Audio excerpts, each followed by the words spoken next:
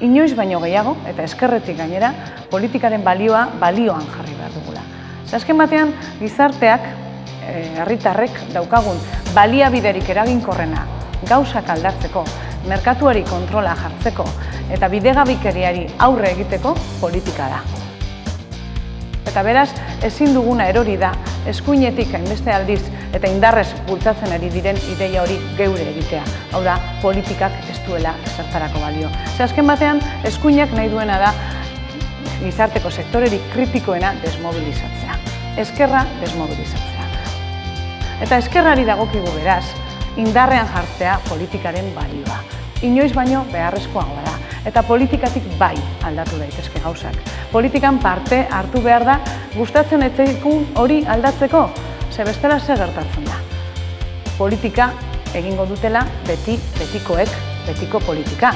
Eta beraz, politika aldatu nahi badugu, edozein gauza aldatu nahi baldin badugu, kexatzetik aparte parte hartu behar dugu. Eta horregaitik dei egin nahi diet. Sektorerik kritikoen nahi. Gizarte honetan, gauzak aldatu nahi dituzten nahi, eta batez ere gazteei, aldatu nahi baditugu, gustatzen ez zaizkigun gauza horiek.